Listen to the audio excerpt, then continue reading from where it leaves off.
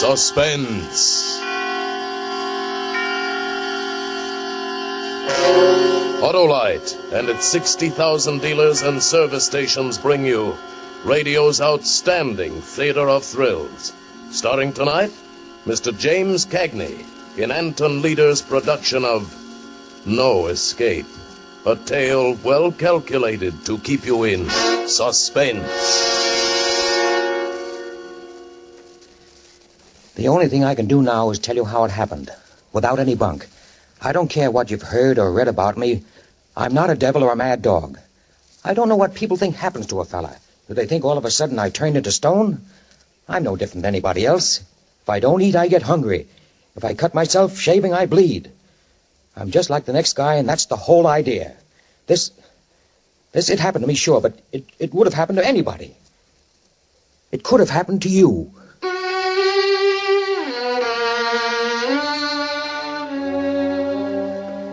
It was supposed to have been one of them days you circle on the calendar with a red pencil.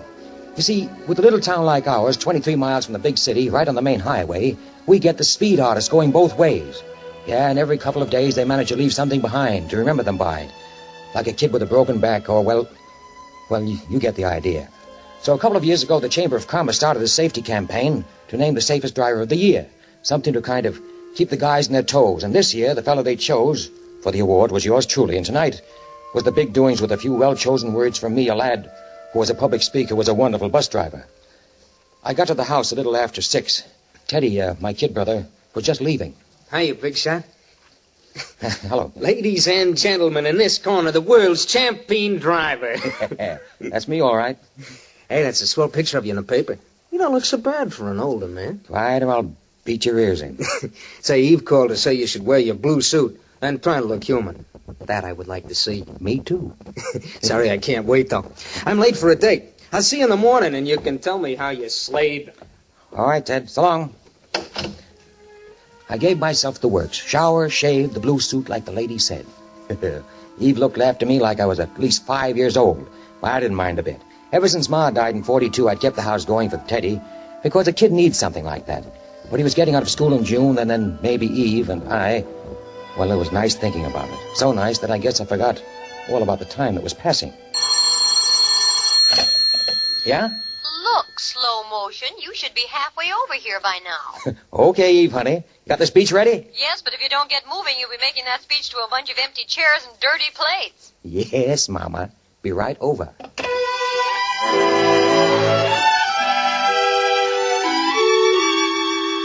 Eve lived outside of town. I'd really have to step on it to pick her up and spend some time rehearsing the speech, and then get to the high school auditorium by 8. I got into the car, and I decided to take the canyon road through the hills where there wasn't any traffic. I could make better time that way. Now, wait just a second. Let me get my thoughts together. I got to get this part exactly right. You got to see it just like it happened, or else it's all a waste of time. All right. I was on the canyon road that wound up through the steep hills, the wall of the mountain on one side of the road, and the deep canyon on the other, about 10 to 7, but already dark. Nobody on the road but me, so I stuck pretty close to the middle. And at every turn, the scream of the tires. But I wasn't worried about that. 4 brand new tires, hardly a week old, and good brakes. I never take chances with things like that. Going about 50 miles an hour, maybe a little bit better. But I was all alone on the road, so what difference did it make? I was maybe 2/3 of the way up to the top, right where the road makes a wide curve. I remember I put a cigarette in my mouth, and I pushed the dashboard lighter in. I heard the lighter click, and I started reaching for it. And then a pair of headlights blazing out of nowhere. And then a screeching horn, a car coming the other way. I felt my inside double up like a fist. I slammed my foot on the brake, swung the steering wheel to the right. I didn't feel anything hit, and I thought, oh, God, it's going to be okay. I jammed on the emergency. I jerked the door open. Now look back. The road was empty. I still heard the horn, though, but far away, and another sound, too, like a bunch of empty crates toppling over and over. And at first, it didn't register with me. For maybe half a second, I just stood there wondering what happened. Then I saw the reflection of the flame lighting up the whole canyon. I went to the side of the road and looked down. The car was about 500 feet below, burning. And the horn still blasting away, like the driver's body had fallen against it. I started down the canyon. was almost straight down. I fell and I rolled and I came to my feet again. Why didn't that horn stop? Why didn't it stop? And then it did stop. And I realized that I had stopped too. What was I waiting for? Oh, to get my wind, that's all. I went down another few feet. And then I stopped again, holding myself against the tree. Come on, Harry. Get going. No. What good would it do to go down there? I couldn't help whoever was in that car. It was too late. Nobody could help. Then far down the road, I saw another pair of headlights starting the long climb. I went back to my car. I told myself I was going for help. I drove on to the top of the hill. There was a little gas station up there. They'd have a phone. I was almost there. An old fellow in white overalls was puttering around the pumps. I started slowing down. My whole life was about to be smashed. I'd have to tell them the truth, and what good would it do? What about Eve? What about my kid brother Teddy? What's more important than a man's own family? I'd reached the gravel driveway to the gas station. The old guy heard me coming and started straightening up. Now, I swung back onto the highway and pushed the accelerators to the floor.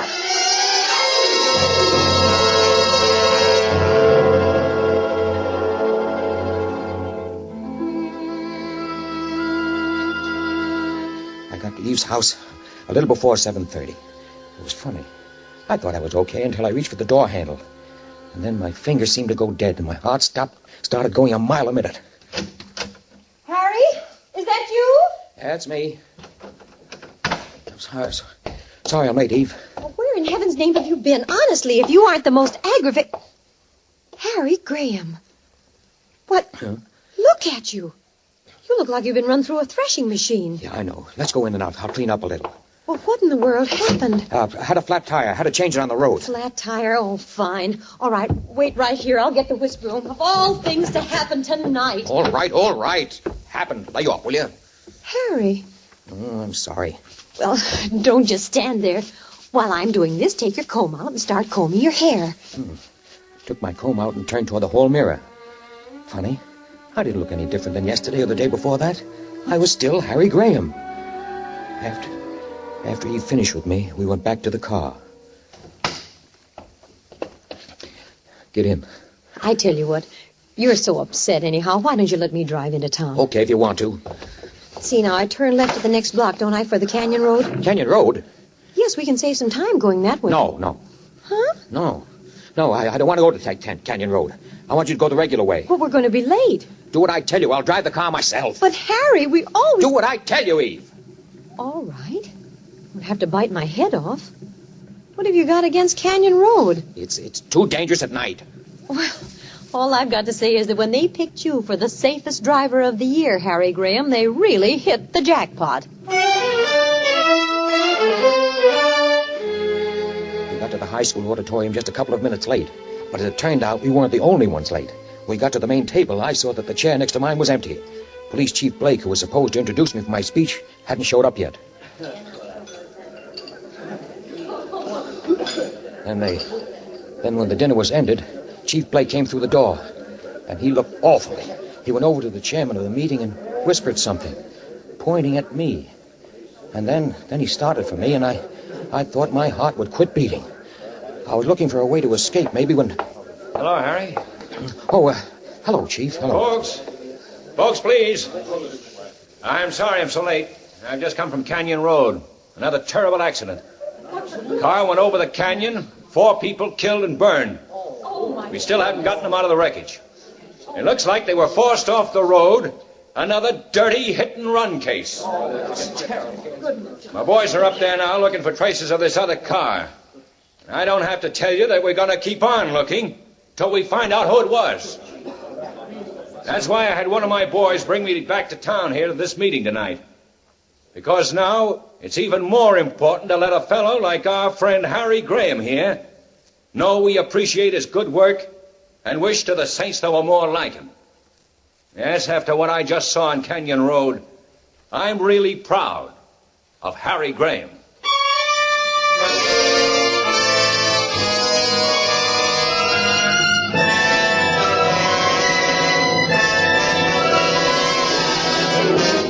For Suspense, Autolite is bringing you Mr. James Cagney in radio's outstanding theater of thrills, Suspense.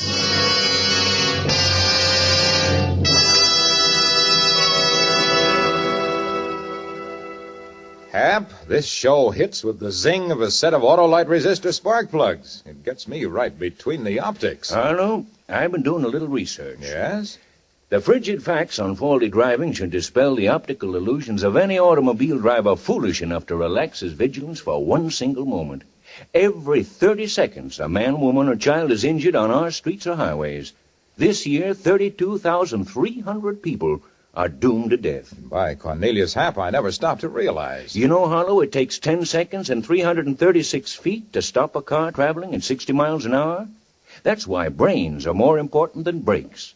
Why the man behind the wheel should beware of the speed at which he's driving. Why safe and sane are synonymous words to drivers who value their fellows' lives as well as their own. In other words, Hap, just because Autolite resistor spark plugs give your car more pep, don't try to use all of it, eh? Exactly, Harlow. But there's more. The Good Samaritan is the gracious guy or gal who not only knows and keeps the rules of the road, but also keeps his temper in his head when some bungling Benny gives him the road hog treatment. Yes, Hap, it's sad but true that one right way to wrong driving is to always demand your highway rights. Be sure to be safe. Right, Harlow. And now let's get back to Suspense. And now, Autolite brings back to our Hollywood soundstage Mr. James Cagney as Harry in No Escape, a tale well calculated to keep you in suspense.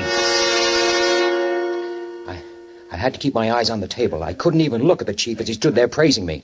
All I could see was that burning wreck at the foot of the cliff, and all I could hear was that awful horn blowing. I had to bite my lips to keep from screaming, "I did it." Harry. Harry. What? Oh, what? Up on your feet, son. We'd like to hear a few words from you. Look, Chief, folks, I don't think anybody wants to listen to me tonight. Please, let's forget it. No, Harry? Now more than ever, we should hear what a fellow like you has to say. Come on, Harry. But listen.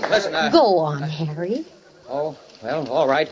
I'm afraid I'm no great shakes as a speech maker. Just a lucky thing my girl's a good English teacher. I don't believe we should honor a man for safe driving any more than we should honor him because he's never killed anyone with a gun. When a man gets behind the wheel of a car, he doesn't give up his responsibilities to his fellow men.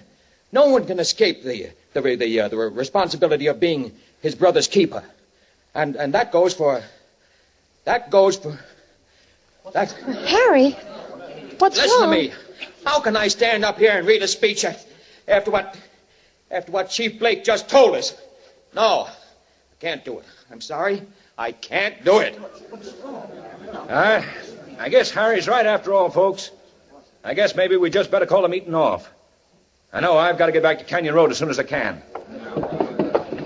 Come on, Eve. Come on. Let's get out of here. All right, honey. Oh, Harry. Yeah, Chief. You can do me a big favor. Huh? Fellow brought me down here. Had to beat it right back to the accident. Oh, so? I've got to get back there myself right away. Can you give me a lift? Well, I sure like to, Chief, but, well, I've got to get Eve home. Well, you could take me home by the way of Canyon Road. We've gone that way before, honey. But, I'd be much obliged to you, Harry. well, you see, Chief... Harry?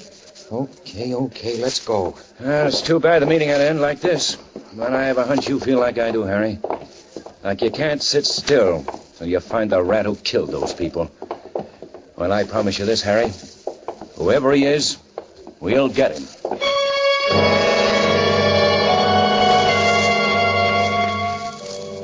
Yeah, wasn't that one for the book? Less than 2 hours after my accident with the other car going over into the canyon, I was back on Canyon Road. Only this time with Eve sitting behind me and the chief of police in back. Harry, you don't mind, could you step on it a little bit? I promise you I won't give you a ticket. Okay, Chief. Honey, push the lighter in, will you? Lighter? For my cigarette. Oh, sure. This speed better, Chief? Fine. Harry hates this road. I wanted him to take it earlier tonight. That's all right if you got good tires. Oh, you don't have to worry about that. Had 4 brand new ones put on just last week. Oh, here's your light, Eve. Eve. Huh? Oh. Thanks. Her voice didn't sound right. And then I remembered. When I picked her up tonight, I told the reason I was so messed up was that I'd had to change a tire. She was thinking about that now. I knew she was, trying to figure out why I'd lied to her. Nobody said anything after that. When we reached the part of the road just before it made the big bend, I started slowing down. I hope I got you here quick enough, Chief. Yeah, you did fine. Is this where it was? Yeah, just around this bend. Yeah, that's right. But how did... Huh? Nothing.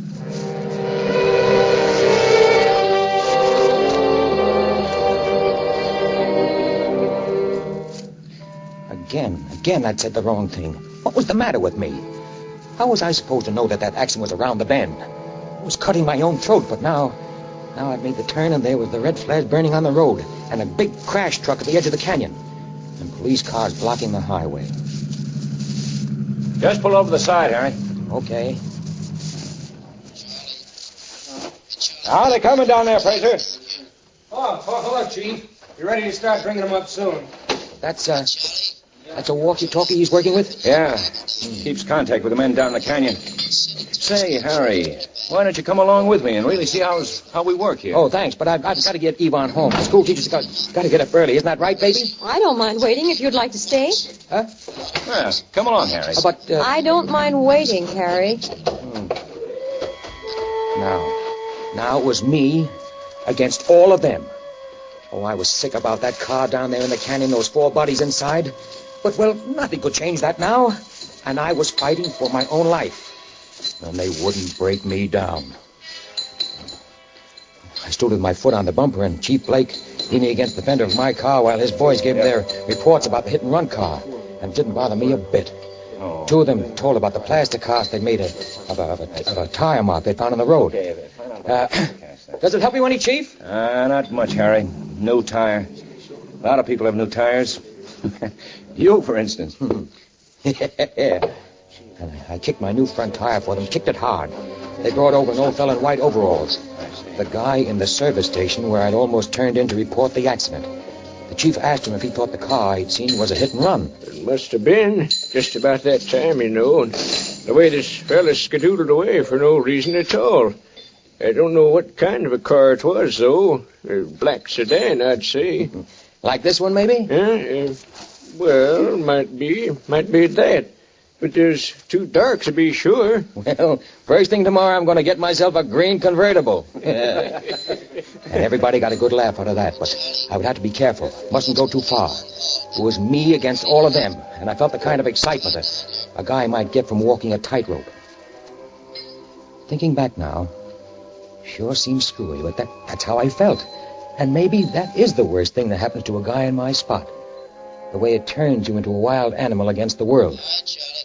Chief Blake, Hey, yeah, Charlie. It was the fellow with the walkie-talkie over near the crash truck. we're ready to start bringing up the bodies. Okay. Come on, Harry. Let's go over. Something flopped coldly in my stomach, and then lay still. This was the test. If they didn't break me down now, they could never do it, never in a million years. All the people who'd come up from the town started gathering around the crash truck. I wanted to run and never stop running. But I didn't move. And just then, the first body swung into view.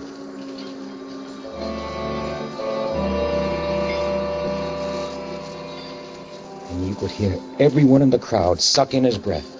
And I bit down hard on my lip till I tasted blood. A brown blanket wrapped neatly around something.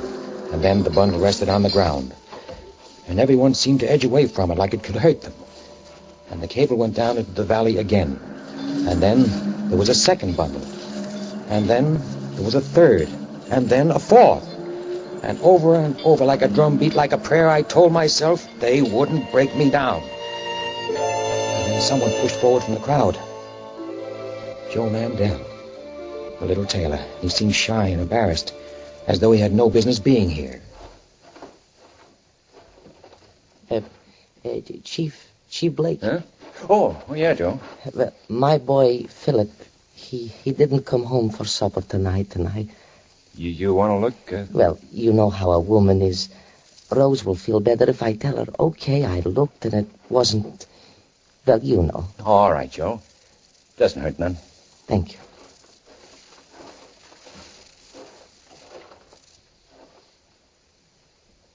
No. No.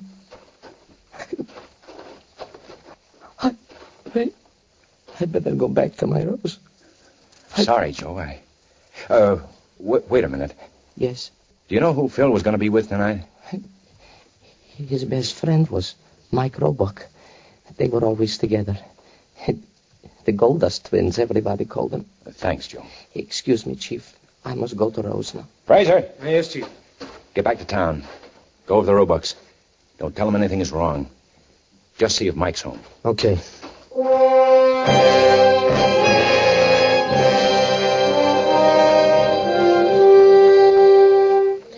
I couldn't take any more. I started back for the car. My legs felt like they weighed a ton. I heard a sudden movement in the crowd behind me. Oh, no! Oh, my baby! My They wouldn't break me down. They wouldn't break me down. I opened the car door. And Eve was there. I'd almost forgotten her. And I was sure she knew the truth. They brought up all four? Yeah. Harry. I don't want to hear anything now. I'm taking you home. Wait, Harry. Listen, I'm telling you. Kiss me, Harry. What? Hold me and kiss me. I'm such a stupid fool. Hold me. Hold me. All right. Now stop it. Harry, if you knew what's been going through my mind. Okay. Stop it. Just a fool, a stupid fool. And then when I saw you come back to the car, the look on your face. Oh, Harry, how could I have ever thought... All right. Now, we'll talk about it later. I'll never talk about it again. Never, Harry.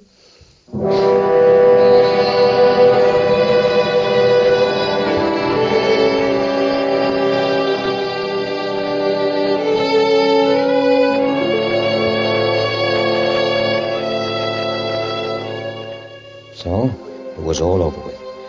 I was going to be okay. God, I wasn't proud. I felt rotten and sick. And now that it was all over, the strength ran out of me like water running out of a glass. But what good would it have been to crucify myself? It wouldn't have changed anything. I wasn't a bad guy. It could have happened to anybody. And now I was going to be able to take care of my own. Eve and my kid brother Teddy. Was that a bad guy? A fellow who wanted to do right for his family? I started the car. I put in gear, and then looking at me through the window was Chief Blake, signaling me to wait. I turned the key off. Well, whatever it was, I was very tired. Come on out, Harry. But I've got to get Eve home. Come on out of the car. But... Harry, do like I tell you. Come with me. What do you want? Come with me. When you drove up here tonight, I didn't think it would end like this. You know about it? You, of all people, Harry. Listen, you've got to believe me. It shouldn't have happened to a fella like you. You've got to hear my side. Right here, Harry. Huh? What? What do you... Take a look at this fourth body. Why should I?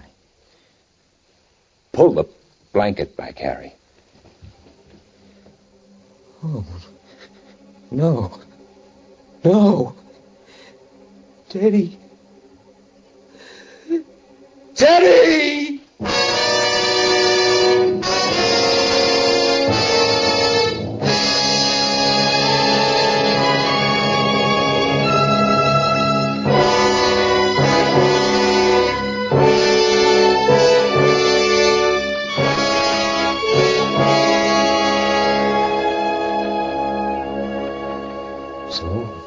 That's it. The whole works.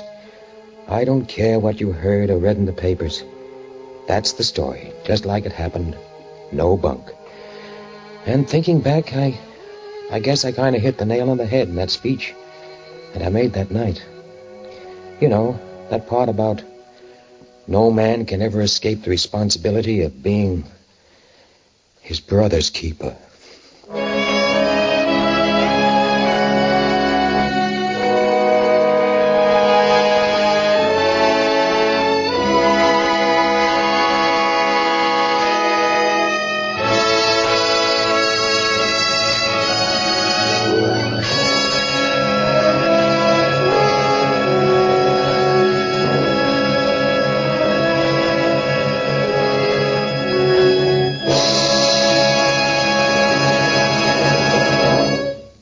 Thank you, James Cagney, for a magnificent performance.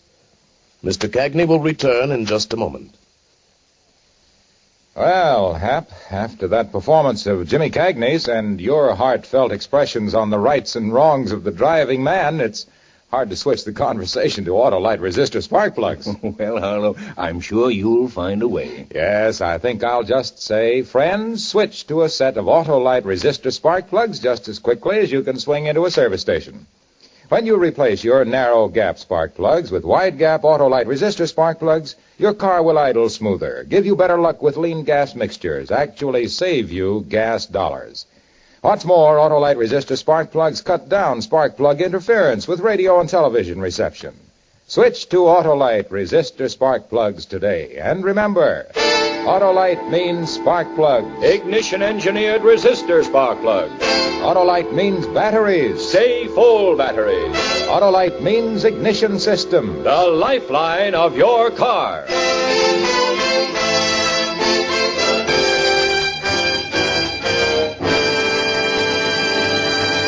And now here again is Mr. James Cagney. It's always a pleasure to appear on Suspense, but I was especially pleased when Tony Lita asked me to do tonight's story. That's because I feel strongly about the kind of thing that happened to Harry Graham. I believe that any person who gets behind the wheel of a car assumes a great responsibility to himself, to his family, to his fellow men. That one moment of carelessness or recklessness or drunkenness can mean a lifetime of pain and misery for someone. And it might be you or me. Yes, when you're driving an automobile, we are our brother's keepers. Over the holiday season and all the time, drive carefully. Next week on radio's outstanding theater of thrills, Herbert Marshall will appear in a story with a Christmas atmosphere. Another study in Suspense. James Cagney is now appearing in the photoplay of William Saroyan's prize stage hit, The Time of Your Life. Copies of tonight's suspense play, No Escape, by Larry Marcus, will be available for educational use by groups interested in highway safety. They may be obtained by writing Suspense, the Columbia Broadcasting System, Hollywood, California. Music was composed by Lucian Morawek and conducted by Lud Gluskin. The entire production was under the direction of Anton M. Leader. In the coming weeks, Suspense will present such stars as Ronald Coleman, Robert Montgomery, Dana Andrews, and Frank Sinatra. Make it a point to listen each Thursday to Suspense, radio's outstanding theater of thrills. And next Thursday, same time, hear Herbert Marshall.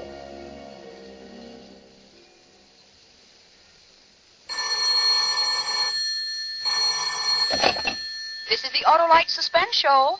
All right, Mr. Wilcox. Autolite and CBS wish to thank the radio editors and columnists of America for electing Suspense as the best mystery show in the annual balloting conducted by Motion Picture Daily for the magazine Fame. Good night. Switch to Autolite. This is CBS, the Columbia Broadcasting System.